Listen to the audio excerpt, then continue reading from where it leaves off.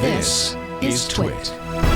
Bandwidth for Know-How is brought to you by CashFly. This episode of Know-How is brought to you by Corning.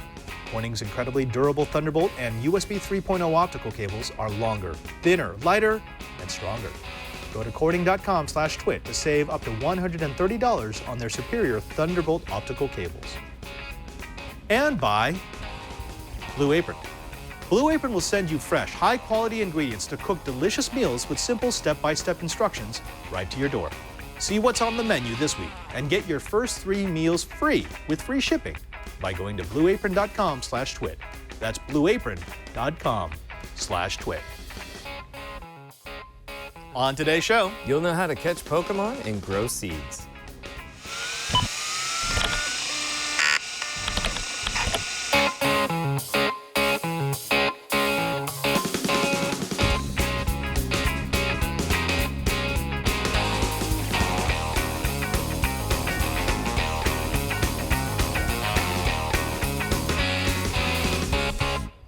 Welcome to Know-How. It's the Twitch show where we build, bend, break, and upgrade. I'm Father Robert Balacer. And I'm Brian Burnett. And for the next however many minutes it takes, we're going to be showing you some of the projects that we've been geeking out with, so you can take them home and geek out on your own. Brian! Padre. How you doing? I'm doing well. Have you noticed our little decoration in the back here? This little light back here? Yeah. Because during the day it'll be off, but then like when I was leaving the studio last night, I was like, what is that glow? That over at Padre's desk? And there are little babies in there. It's the glow of new life. It is. We haven't killed it yet. Not yet. Well, I mean, considering the fact that it actually takes care of itself. Right. It's hard. We would have to actually try. Like someone would have to come by and dump the entire bottle of fertilizer into the thing to kill up. I want them to grow faster. No, don't do that. Yeah. We talked about that. We did.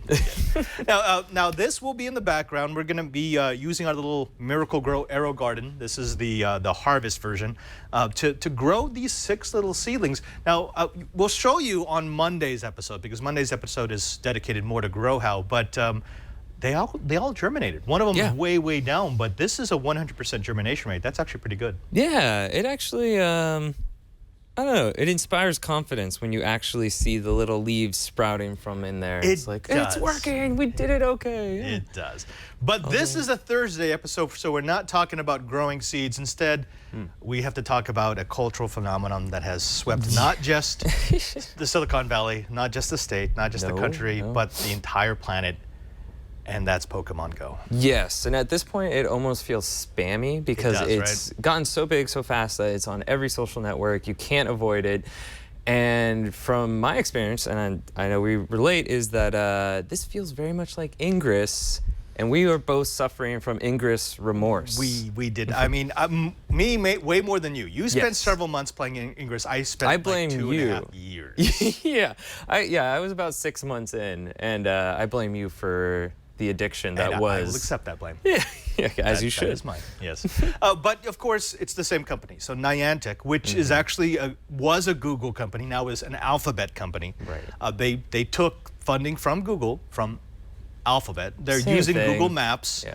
And it's an augmented reality game. They overlay digital events and digital characters on top of a real-world map, which of course is the Google map. That's exactly how Ingress worked, and it's how Pokemon works. Well, wasn't the beginning of it was supposed to collect data for certain points so that they could then calculate like distances between things and just get like a more accurate detail of where like points are on the digital map. Exactly, and that was the grand experiment. That's why it was one of these things that Google just started up for gigs. Right. And then it became a big thing, not just because there were millions of people playing it, but because, think about it, what are you sending back to Google every time you play either Ingress or Pokemon? And that is your location, the state of your phone, when you play, the different time, how you travel, because you can track if someone's walking, biking, skateboarding, riding in a car, riding in a bus, because all of those movement patterns look very specific when you put them against a filter. So,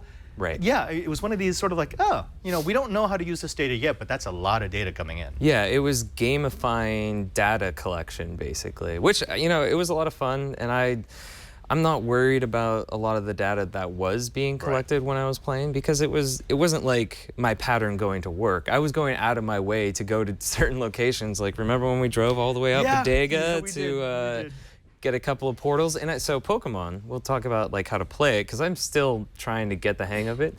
But I keep calling them portals. I know. Where you it's the same thing. Yeah, where you travel to somewhere. Well, when you look at the map, the map of all the interesting spots for Pokemon just seem to coincide with where portals are. Go figure. I'm wondering if maybe they recycled same some of the pictures data. and stuff too. Go figure. Yeah.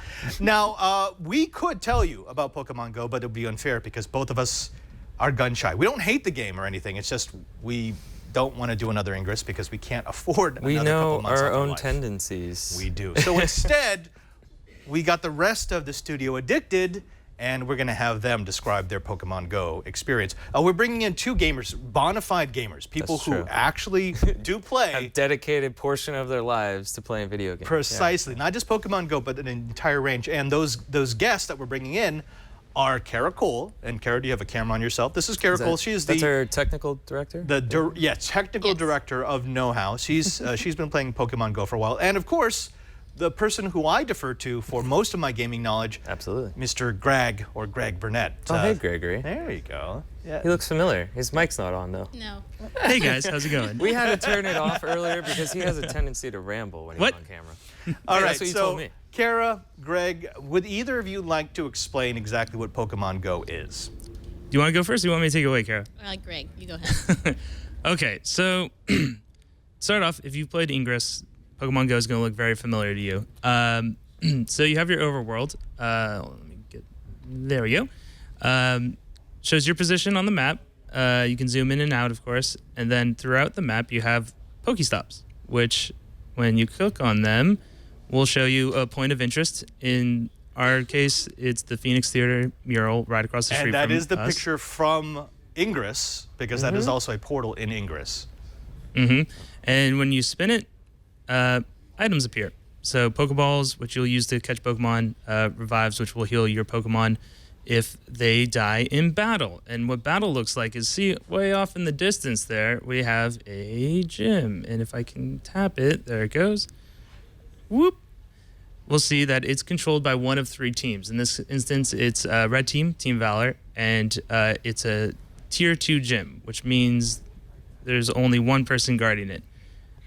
You'll see that I'm also too far away to battle it, but if I was close enough, I could fight him. Since we're on the same team, I would just make that gym more powerful. But if we were on the opposing teams, I would take it over, and it would turn blue or yellow depending on which team you have. So what's the difference of the teams? Is it just to add some competition to it? I mean, it's virtually the same as the different teams in Ingress. It's just now there's 3 instead of 2. Right. And actually, even that aspect of the game is the same. It's the whole, a portal is for resource collection and then for battle, right? You have to defend it or you have to attack it. Same thing here. It's you collect Pokeballs and resources from the little events that are interesting, and then you go to a gym and you use them up. Correct. Okay. Interesting. Now, we should note that this is based on actual location. So you're not just moving through the map digitally. If you want to go to that gym, you have to physically you actually have to be physically go to the gym. Right. All right, so what else we got, Greg? So as you were mentioning about the gyms, you do gather resources if you're in control of that gym. I do not control any, but our friend Anthony does, and he gets very nice, basically Poke Points, which is the in-game currency. Let's see, and if we go to the shop, He's level 15 already. Yep. Yeah, see, Anthony's so Anthony, gone full. Someone's been playing. yes, Anthony has gone full Poke crazy. So if we go to so he hasn't spent any money, but he owns. Let's do it now. But he owns a gym. All of it. Let's spend all of it. He hasn't spent any real world money, but he has been in control of a gym for a little while. So he has 40 coins, which he can spend on things that some people spend actual money on. So that's an incentive to stay in control of a gym. So here's your interface. You have your Pokemon. There's multiple filters that you can use to sort through them. Right now, Anthony has it set so that his Pokemon with the most combat power, CP, are at the top, so he can show off his impressive team. Now, does this work like the Pokemon card game and the games that are based on the card game? Do certain Pokemons have weaknesses and strengths against other types of Pokemon, or is it just the image? So the type effects are still there. You still have your normal flying, electric, grass, poison, what have you. And so you'd ideally want to use, say, a water Pokemon against a fire one if a fire Pokemon is in control of a gym. Those are still there. The battle system itself does not work like traditional Pokemon yet. It's a tapping sort of deal, and you can swipe to have your Pokemon dodge the enemy's attacks, and then you tap to return an attack. So it's not at all like traditional Pokemon. So we're going to come back to your swiping technique in just a bit. I want to get Kara here. Kara, so you haven't bought in nearly as deeply as some of the other twits, have you? No, I haven't. I mean, I mostly play at work, so I level up like 2 levels a day, which is pretty good, I think. But what I have learned is that you should turn off AR if you want to actually catch Pokemon without like struggling, because if you have the AR on, then you have to like turn around in order to see where it is, and you have to do all these extra things where if you have AR on, it doesn't matter, your phone can just be right in front of you and you can catch the Pokemon way easier. Also, refresh the Pokestops every time you can, just because everything, like the most common complaint I hear from people is that they don't have enough Pokeballs, and in order to catch everything you need Pokeballs, obviously. So yeah, the Pokestops are really important for that.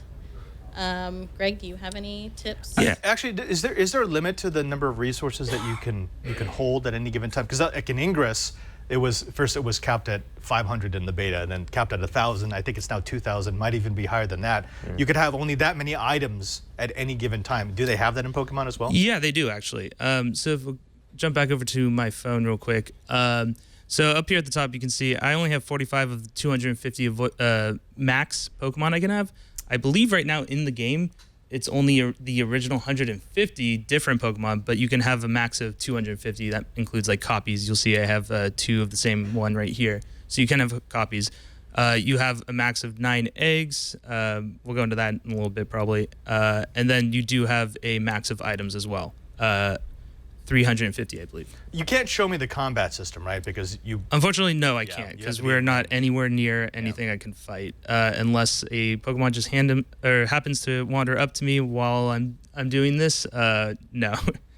So like you were saying, you have a bunch of duplicates of Pokemon. You have to like transfer them, right, to get more items or something? So it's called transfer, basically, but that's not at all what it is. It's basically...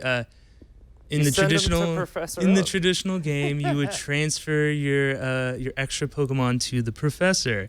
In this, what you would basically everything increasing the power of your Pokemon functions through candy.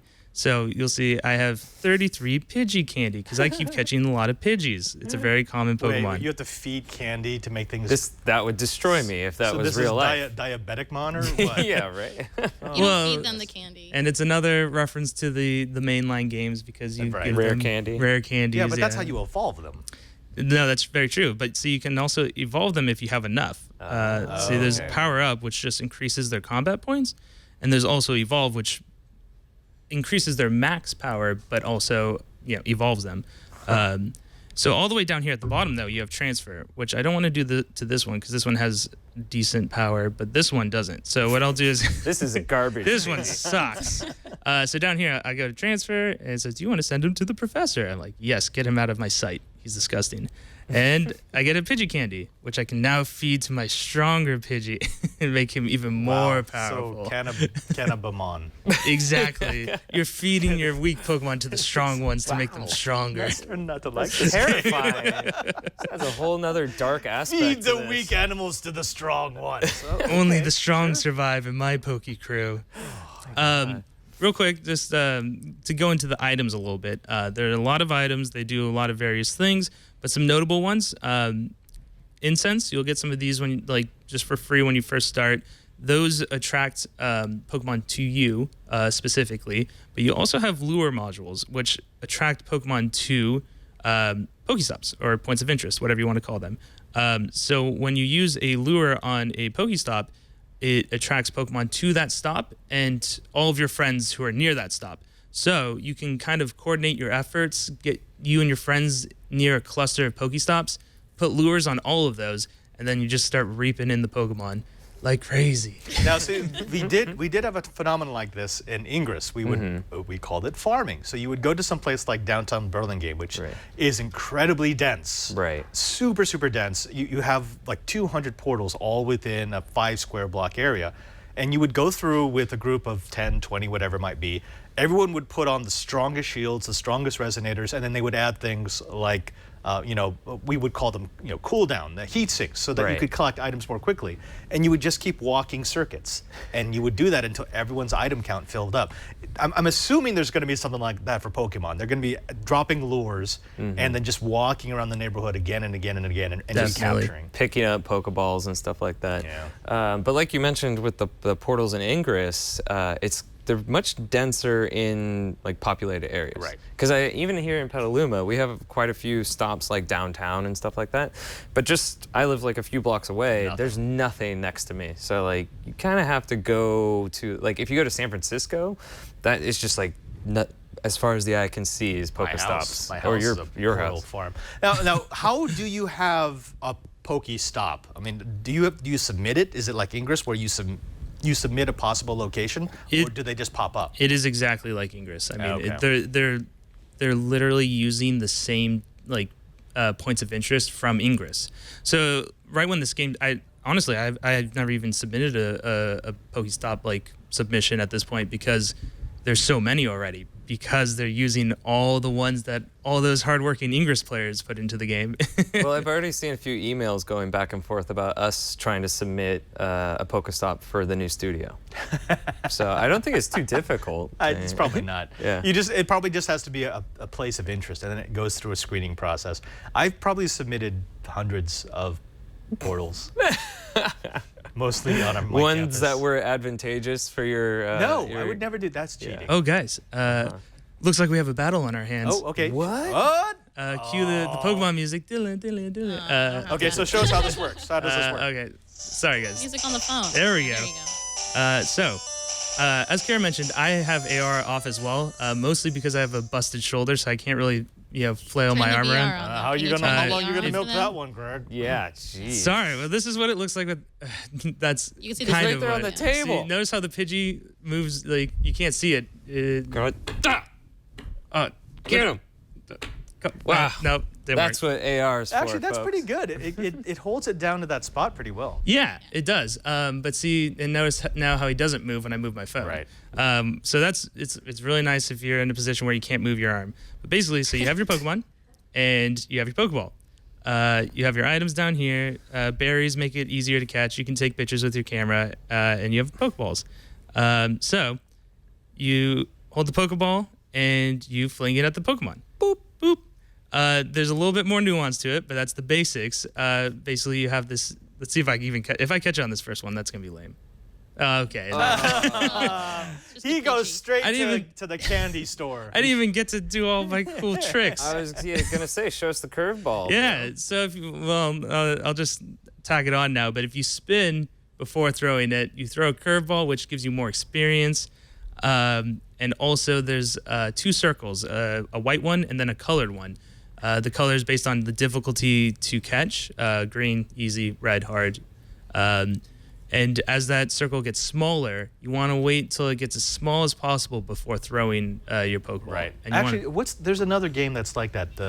It's a shooting game where that's like your heartbeat monitor. And you want to because it's actually the margin of error, so you want the circle to be as small as possible. Is it like a sniper game? Are you thinking of? I was going to say Red Dead Redemption also did that. I think they do that like in Gears of War. I think they do that. In I think so. Same thing. It's a popular like mechanic. spray and pray gives you a huge circle, and your bullets can land anywhere in there. But if you actually focus and concentrate, it'll get smaller and smaller. Yeah. All right. Well, now when you throw a Pokeball, you use it up, right? Correct. So, okay. So and so what's the end game here? You just have a bunch of Pokemon and a bunch of items? Well, Ingress. have a bunch of strong Pokemon and kick other people's butts and let them know that you're better than them. I mean, what's the point of Street anything? cred, Padre. Now, okay, so this is different for me though, because when I was playing Pokemon, the whole idea was you beat up an enemy Pokemon with your Pokemon until it was weak enough for you to capture it. So there is This no is you battle just system. catch You it. just throw Yeah. balls at The it. only time Pokemon fight other Pokemon in this one is when you're fighting another person's Pokemon. If it's wild, you just catch it. You don't weaken it first. So, Kara, are you down with this? Have you been doing a lot of the curveballing? I actually don't do that because it makes it harder and it wastes a lot of Pokeballs for me. Maybe I'm just bad at it, but it only gets you like 10. It gets you like 10 XP, and it's just not worth it for me. But yeah, it's fun. It's great if you have a little bit of downtime and you're just walking around. And but I haven't actually gone out and walked like in my free time because I want to catch Pokemon. I just do it when I'm bored. This is what happened to Ingress. People they figured out all the different hacks from GPS spoofing to getting couch portals where they could play the game without actually having to go and do what the game needs you to do, which is go out into the real world. Right. But I mean, silver lining is it will get people out. Ron Richards was telling the story where he went out to the park with his niece. He's not really a Pokemon fan or anything, but he went to all these different memorial sites that they may not have visited before because his niece really wanted to play Pokemon. And then once they were out and about, she was asking questions like, oh, what is this? What is that? Like, I've never been here before. And that was a curveball, right, Greg? Yes, it was. Nice. He was just trying to show off his skills. Yeah, well, the Zubat's not easy to catch. It's for such a lame Pokemon. It's surprisingly hard to catch. Yeah. All right, Kara, Brian, I call him Brian. Kara, Greg, thank Wow. you Leo very does much all for the your time. expertise. Now, Will I ever escape Brian's shadow? you will Probably not. not. Could you, Greg? Could you go ahead and tell people where they can find you if they want to see your Pokemon catching exploits? You can just follow me on Twitter. I'm at Grog, Gragg Burnett. That's my Dungeons and Dragons name, and I will forever regret naming my Twitter handle. Nerd. No. And Kara, where can they find you? Oh, are you not going to give me my little spot at the end? I will, but you get another one here. Oh, I get two. Oh, dude. Oh, they can find me here. That's all I do is work here. So On Know-How. That's it. She on doesn't do Know-How, anything I'm else. here. I sit here and I wait for Thursday. And play Pokemon. And I play Pokemon. Yep, All right. That's it. That works. But Padre, there's one thing that we learned from our Ingress days is that this sort of game is a battery killer. And we're going to get to this. Yeah, we've got some tips because they may have covered the game, but we've got the Ingress experience, and we're going to show you the hardware that you need if you actually want to go out and play the game. But you know what? Before we do that, I want to show some people a different kind of hardware. Yeah, one that we could fast transfer speeds. Yeah, fast transfer speeds, but we've got that with Thunderbolt and USB 3. Right. We've got easy ways to get a lot of data into and out of our computers, but there's always been a problem, and that is that those really fast transfer speeds only happen within a couple of inches, maybe a couple of feet, right? Right, and then once you start talking about distance, you're going to run into trouble. Yeah, I mean, you try to take a USB 3 cable over 7 or 8 feet, and you just start to see the retransmits rise, and your data transfer goes down. Same thing with Thunderbolt. Thunderbolt has an effective maximum length before the signal just degrades. Wouldn't it be nice if there was a way to get that signal much further, keep the speeds much higher, and do it with a medium that wouldn't break? That would be awesome.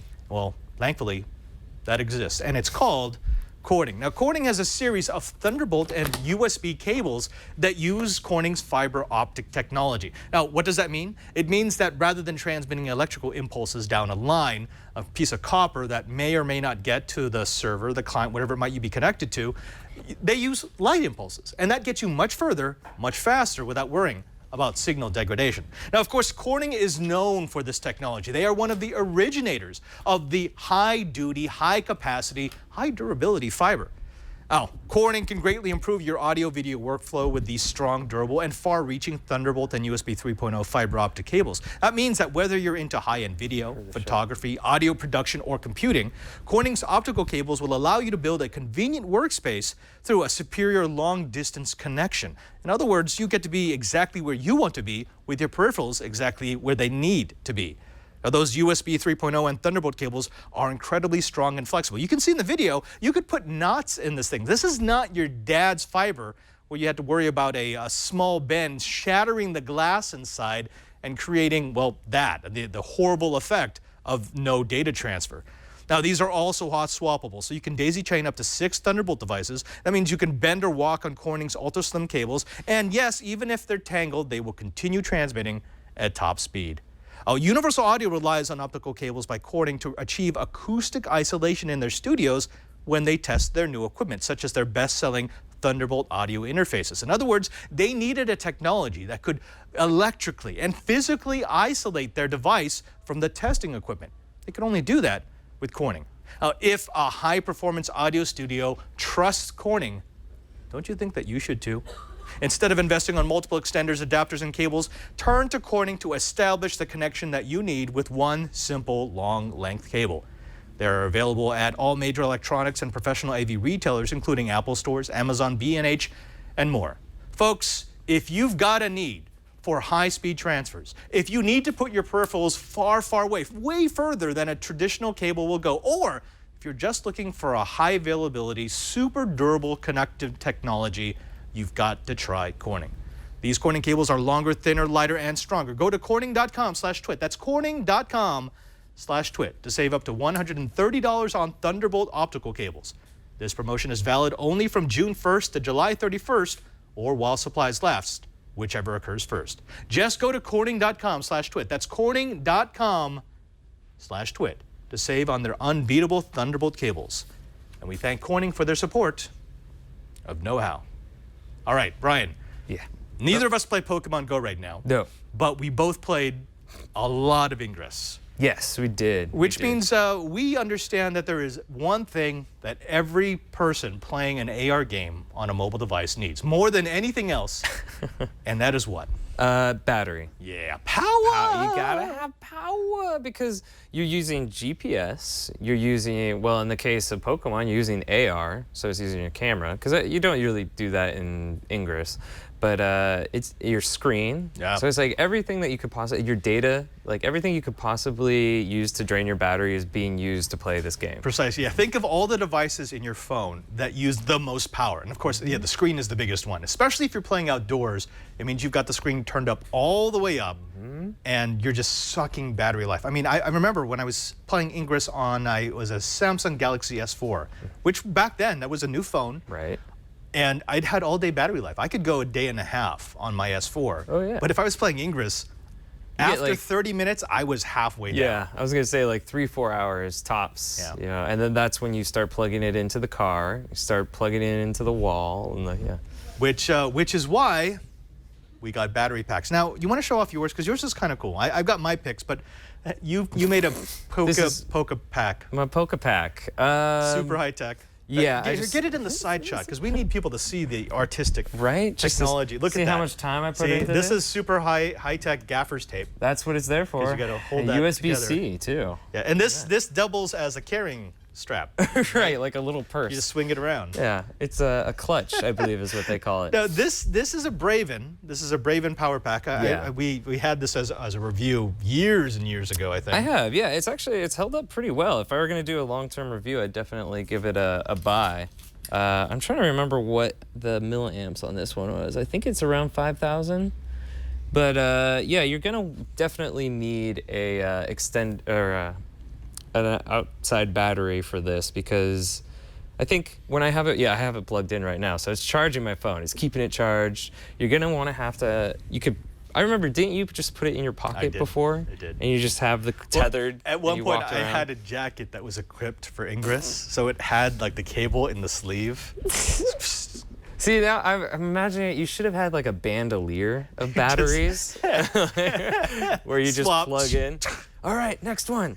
But yeah, as you walk around, you're going to want an extended battery if you just want to get through the day. Right. You know? I'll also mention, don't skimp on the cable. A lot of people just get like the cable that came with the phone or anything that's been hanging around in a USB dustbin somewhere. Here's the issue. You're going to be sucking down a lot of power. Now, if you've got a decent phone and if you've got a decent battery, which means it's going to provide 2 to 3 amps, sometimes even 3.5 amps, it should still charge the phone even as you're using the most power that you possibly can. So that's everything on. That's the GPS, that's the cell phone, the cell radio, that's the screen, and the CPU all chugging away. But if you get a cheap USB cable, what you'll see is even though you're charging, the battery level gets lower and lower and lower. It means that this is actually a choke point. You're actually losing a little bit of your power, or not enough of it can transmit over that cable, and therefore you're not charging at the full rate. You've seen that before, right? I have seen that, and it's kind of a scary annoying, right? situation. It's like, wait a minute, you're plugged in. You should be charging. Now, I'm not saying go out and buy a monster cable, but you know, I've been really happy with these Ventex flat cables. And it's a super easy way to test. If you are playing Pokemon Go or Ingress, and you've got it plugged into a high wattage battery and it's still discharging, it's your cable. There's nothing else, it's your cable.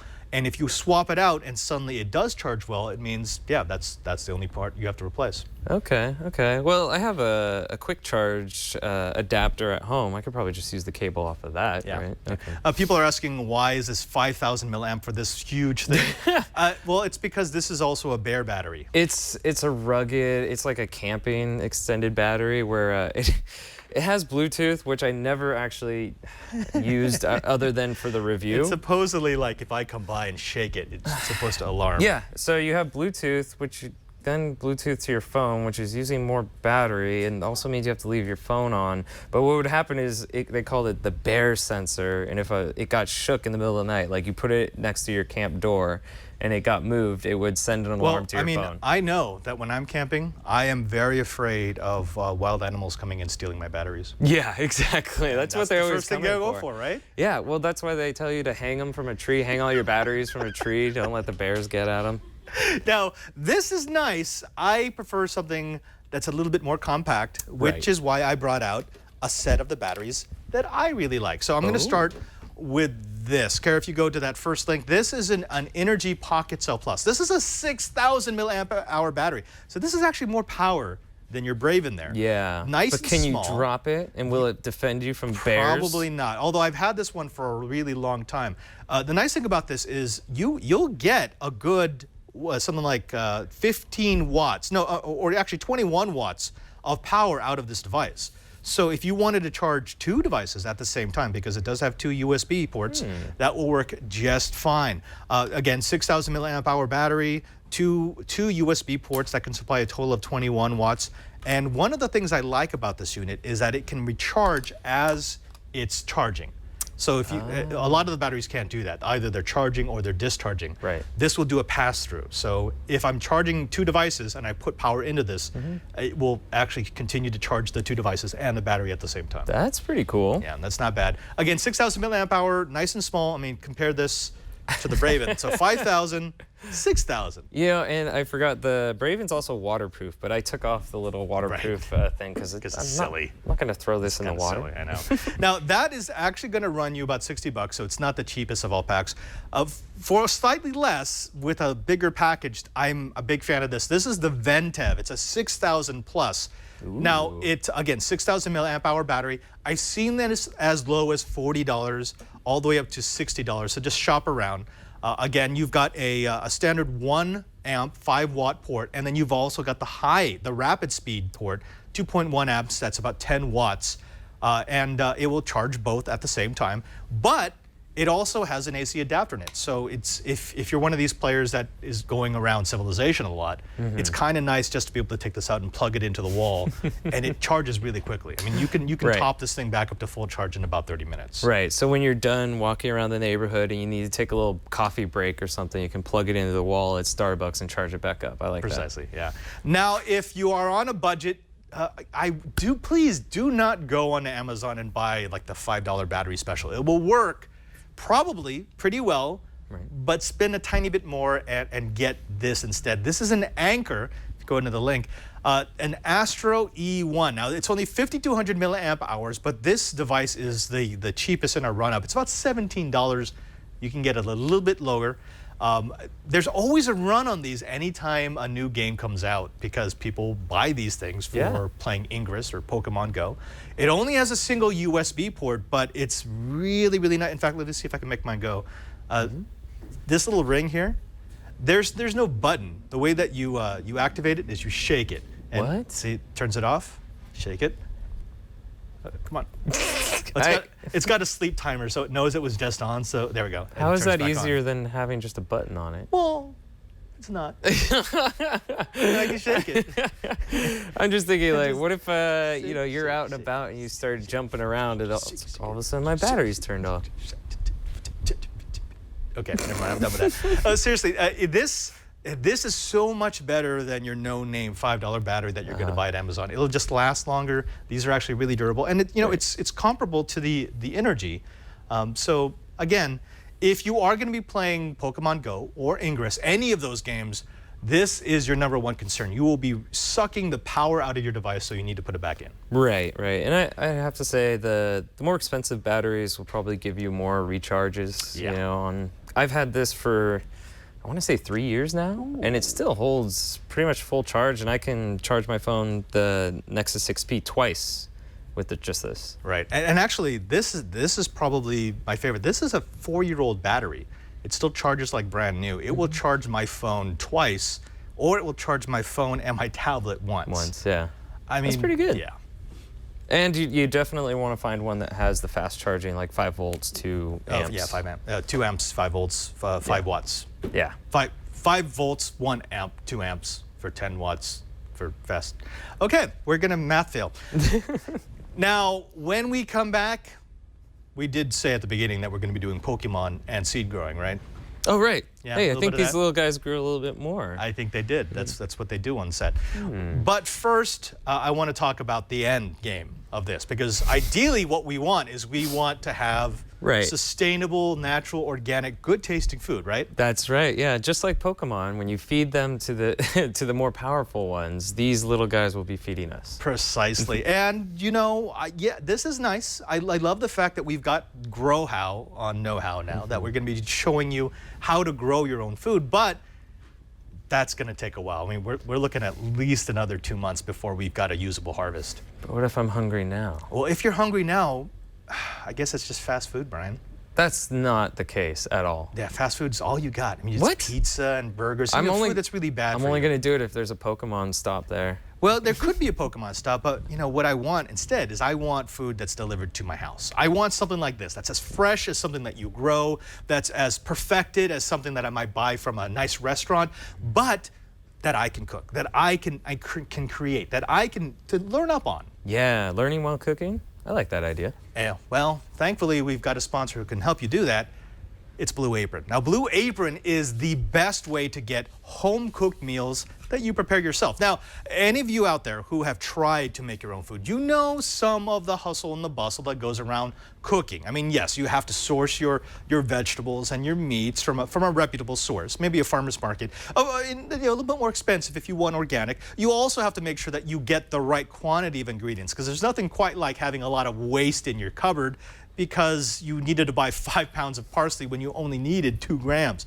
Well, folks, what Blue Apron will do for you is to become not just your chef, not just your sourcer, your shopper, not just your gourmet recipe, but a chance for you to experience what it's like to cook for yourself. Blue Apron delivers seasonal recipes along with fresh, high-quality ingredients to make delicious home-cooked meals. Now, their mission is to make incredible home cooking accessible to everyone while supporting a more sustainable food system, setting the highest standards for ingredients and building a community of home chefs. And that means that each meal comes with a step-by-step, easy-to-follow recipe card with pre-portioned ingredients. You just pour them in. That means that you can make the entire meal in 40 minutes or less. You can save time and money. You don't have to shop at the grocery store, which is 60% more expensive than Blue Apron. And if you spend a lot eating out at a high-end grocery chain or a restaurant, you can now spend under $10 per person for healthy home-cooked meals. Blue Apron lets you customize your recipes each week based on your dietary preferences, and you can choose a delivery option that fits your needs. There's no weekly commitment, so you only get deliveries when you want them. Blue Apron delivers to 99% of the continental United States, and they set the highest quality standards for the community of over 150 local farms, fisheries, and ranchers across the United States. That's right, they actually go out and they source this material so that you get healthy, home-cooked meals. Now, seafood is sourced sustainably. Beef is raised humanely. Chickens are free-range. Pork is raised naturally. And regenerative farming practices are used for produce. None of this dump and scrape practices that you see from the big boys.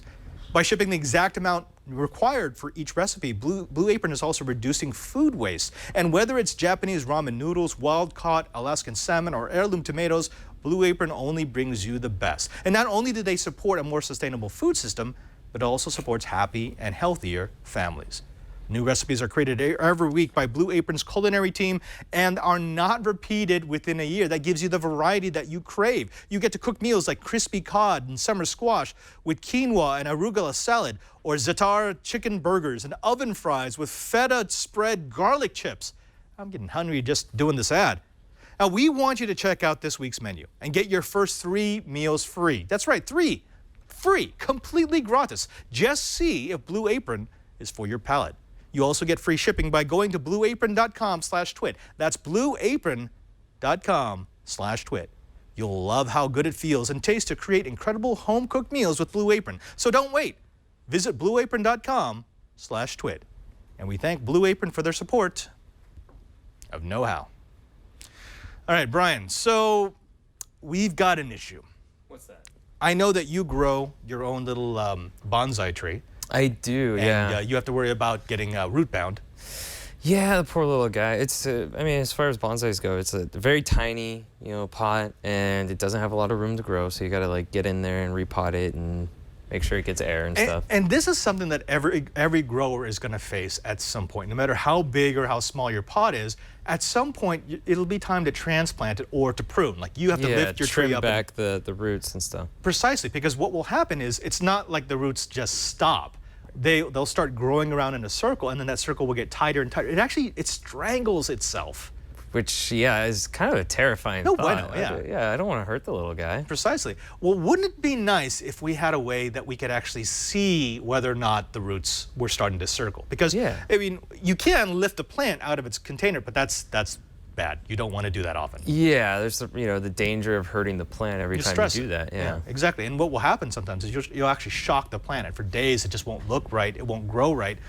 It'd be nice if there was just, I don't know, say something like clear plastic cups that have been invented that would allow us to do that. But doesn't light kill roots? It does, unfortunately. So what will happen is you will see roots start to grow inside of here, and you'll see the nice white roots along the edge, and it looks healthy. But what happens is if you let direct light hit that, it kills the fine little hairs, or it inhibits their growth. Those hairs are actually the parts of the roots that are pulling the nutrients out of the soil. Right. So what we need is a way to be able to grow in a clear cup like this so we can see when it's being pot bound. And then lift it out. But yeah, be able to protect it from the light. Okay. So do you have something? Maybe. Yeah? We create a little something. I was messing around in the lab, and I designed a couple of stackable cubes.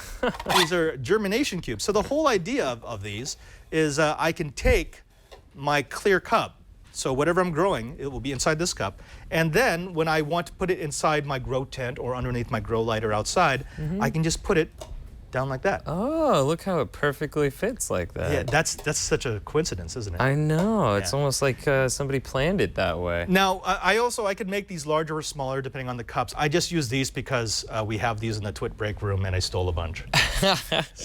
Yeah, those come with the water cooler. I like free. Free is good. Now, I will say I prefer blue over black because blue blocks more of the light. But I want to show you a little bit of how we actually created this, because it's a fun little project to do if you're 3D printing. Now, before we get crazy, just remember I'm going to make all these STL files available to everyone so you don't have to recreate from what you see on the show. Yeah. But Kara, go ahead and go back to my computer. This is Tinkercad, and this is the outside wall. This is what our little cube looks like. So a cone. Yeah, there's a couple interesting things about this. First of all, these are all just those. Just little panels? Just panels. And what they're doing is, you see, they're surrounding a couple of features. First is this little thing on the bottom that actually goes to the outside. That does two things. It gives the cube a bit more stability when they're standing up, but also when you're printing, this adheres it to the printing platform a bit more than just the wall would. You know how you have peeling problems? Yeah, so it's almost like putting down a raft? Yes, but in this particular case, because I've positioned these on the outside of the cube and not on the inside, they're not going to interfere with them stacking. If they were on the inside, you couldn't stack these. Right. And what I wanted was a germination system that I could put away when I'm not using. And so I can just stack these, save a lot of space. Nice. Okay. Now up above, we've got a couple of fun things. There's this cylinder, and then that cylinder is hollowed out by this. So I've got a nice empty cylinder on the inside. We've seen this before, right? It's empty space. But I didn't just want to make a cylinder on top of a box, because that didn't seem really elegant. I wanted a sloped kind of look to it, right? Right. So I used a triangle. I just used this pyramid tool.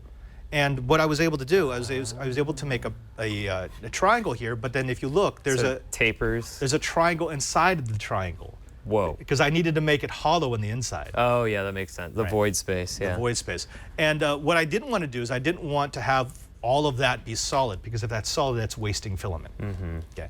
So I've got a triangle, a cylinder, and then the representative empty spaces. And you can see I didn't want any of this, so I just used these empties to sort of chop off the top. Looks like a little wizard hat. It does, but then that gives me my germination cube. Hey, go back. There we go. Now, this is super simple to make, but one of the things that you want to do is when you are actually designing this, look at the real world object that you're going to be using with this. In this particular case, I noticed that these cups have this little bit of a lip, right? Oh, right. It makes it easier for you to hold them. So I thought, hey, you know what I could do? I'm going to use that. I'm going to make the inside diameter of my cube so that the cup fits perfectly, but then the lip gets and rests stuck on it. Yeah. Right. Because otherwise what would happen is it would slip down inside, and once you have this filled up with soil, it would be really difficult to get this thing out. You have to fumble around, yeah, trying to get it out. Exactly. So you take this, and you've got a nice little lip that will keep it from falling in. But here's the other cool thing. You can put this inside of a germination tray, and this just drains out.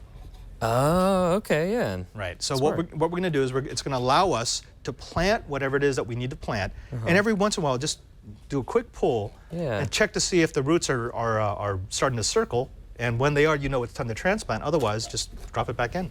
So what if you, could you drill holes in the bottom and then place this in like a little tub of water where it would kind of like feed the plant? No. Yes, but I mean, I'm thinking of something like this, but that you made yourself. Yeah, I see. That's what a lot of people think. They think, okay, I'm going to go away on vacation, right? So I'm just going to put my thing in a tub of water. Keep it nice and moist. The problem with that is the water will never go away, and you'll actually suffocate the roots.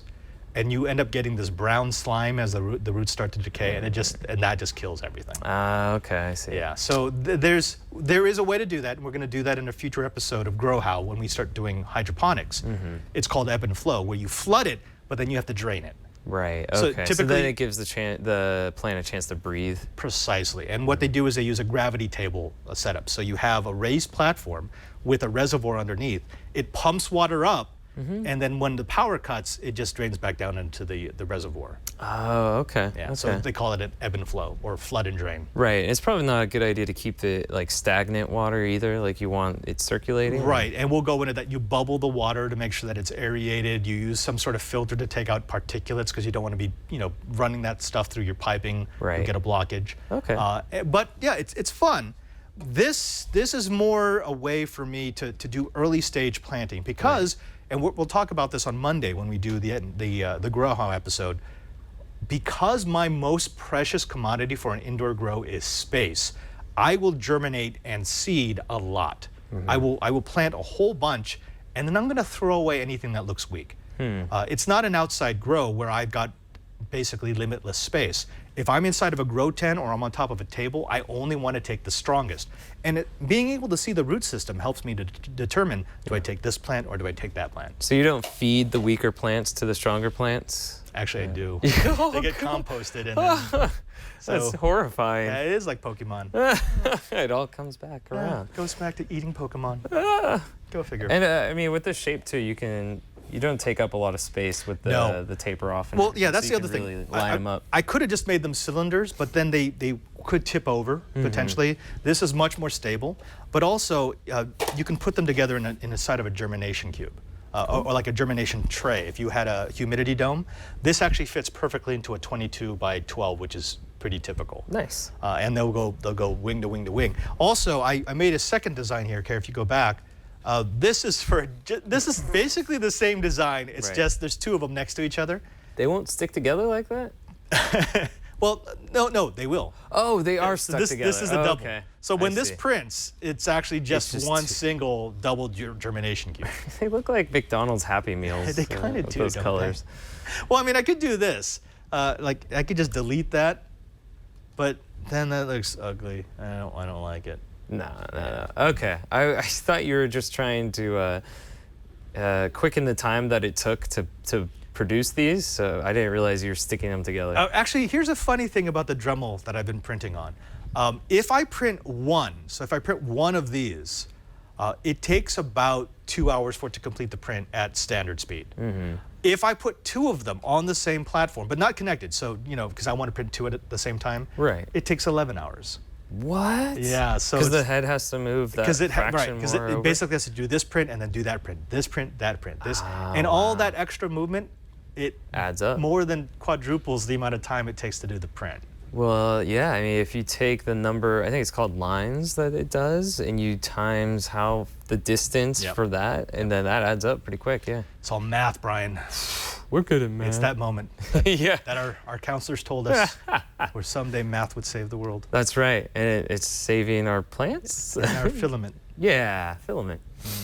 Now, folks, we know that this is a lot of material. If you want to find out anything that we talked about on the show and more in depth, if you want to see Greg's tips again, if you want to listen to Kara talk about what are her Pokemon secrets, if you want the STL file for this little print up, or if you want the links to buy your very own battery bank, you need to go to our show notes, which, Brian, where do they find those? It's at twit.tv/KH, and you'll also find previous episodes that are available for download and handy links for subscribing. Yeah, and don't forget that's not the only place you're going to find us.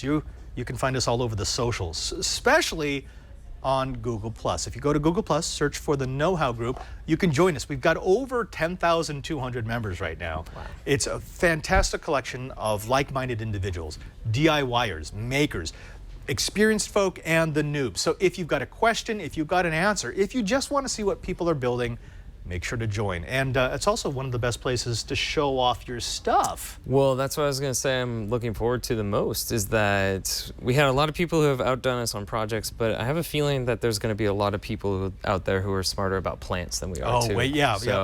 That's a disclaimer. We're going to do that every time we do a grow how, which is, this is a hobby. We're not good at this. Yeah, and a lot of people in the chat room have been pointing out too, like, we're doing this with 3D printers because that's what we love to do, and it's geeky and fun, but I'm sure a lot of this stuff you can make shift if you go to Walmart, or you just have, like, recycling bin stuff. Yeah, someone told me, well, why don't you just take the cup and put tape around it?